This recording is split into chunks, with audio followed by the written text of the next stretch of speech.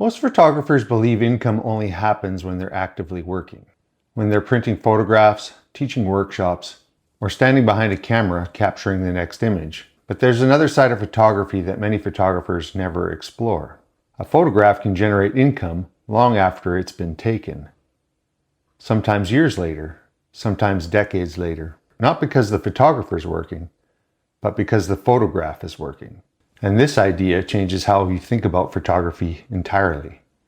A single photograph can be licensed to a magazine, used in an advertisement, printed in a calendar, displayed in a hotel, or reproduced in thousands of homes as wall art, all from the same image.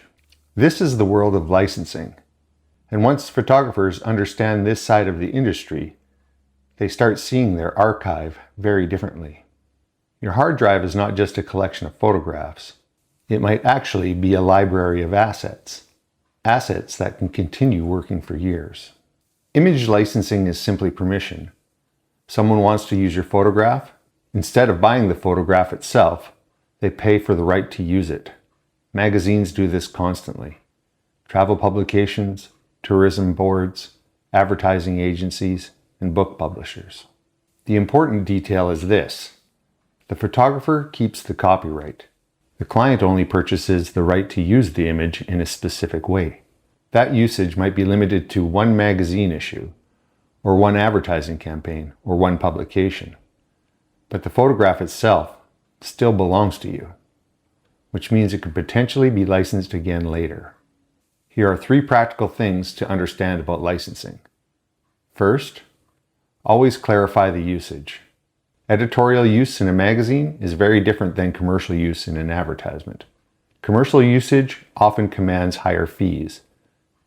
Second, never give away the full rights unless the price reflects that.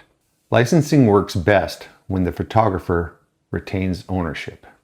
Third, keep your image archive organized. When a client asks for a specific image quickly, the photographers who can deliver immediately often secure the license. One photograph can be licensed several times to different clients, and suddenly an image captured years ago quietly becomes a revenue stream. Let me ask you something. How many strong photographs are sitting on your hard drive right now that have never been seen outside of your computer? Landscape images, city scenes, nature, travel photography. Those photographs might not be only artwork, they might also be assets. Assets that companies are constantly searching for. And once you start thinking of your archive this way, the entire value of your photography begins to shift. Stock photography is one of the most common forms of licensing. Photographers upload images to agencies that act as searchable libraries. Companies browse these libraries when they need imagery. When a client licenses an image, the photographer receives a royalty. Sometimes that royalty is small. Sometimes it's significant. But the key idea is repetition. One photograph might license dozens of times. Here are 3 practical tips if you want to explore stock photography. First, upload images that solve problems. Businesses often search for images representing ideas such as travel, teamwork, sustainability, technology, or nature. Second, use detailed keywords. Keywords help clients discover the image. Third, upload consistently. The larger your image library becomes, the greater chance of licensing activity. If an image licenses again and again over time, the income quietly grows. Interior design companies constantly search for artwork. Hotels, office buildings, restaurants, and hospitals. These environments need visual atmosphere. Instead of purchasing a single print, some companies license images for mass reproduction. The photograph might appear in hundreds of locations across multiple buildings. Each installation generates revenue for the photographer. Here are 3 things that can help photographers enter this space. First, create images that work well at large scale. Clean compositions and strong structure translate better. Second, maintain high-resolution files. And third, build relationships with designers and art consultants. They are often responsible for selecting artwork. This is where photography begins changing from a job into a system. Instead of asking how many photographs you can sell this year, you begin asking, how many photographs can continue working for years, because every photograph becomes a potential asset. And once photographers begin thinking this way, their relationship with their work changes. The camera stops being only a creative tool. It becomes a tool that builds long-term assets. Nature photographers often license images for calendars. Calendar publishers require strong images every year. Mountains, wildlife, landscapes, seasonal scenes.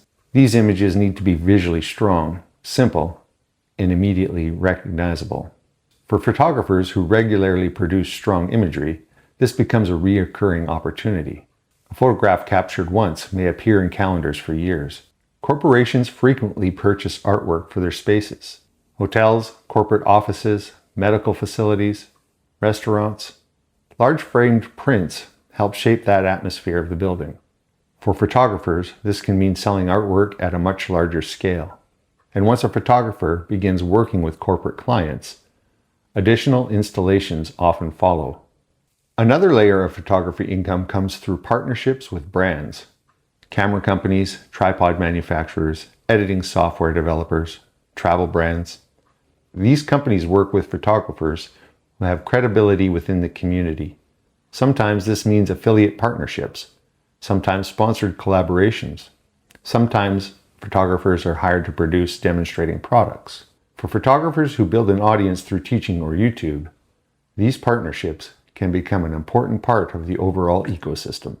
Another overlooked income stream comes from the tools photographers develop: editing presets, workflow guides, Lightroom catalogs, Photoshop catalogs. Photographers spend years refining their process. Other photographers want to learn that process. Those tools are created once and sold repeatedly. Some photographers create field guides for specific locations.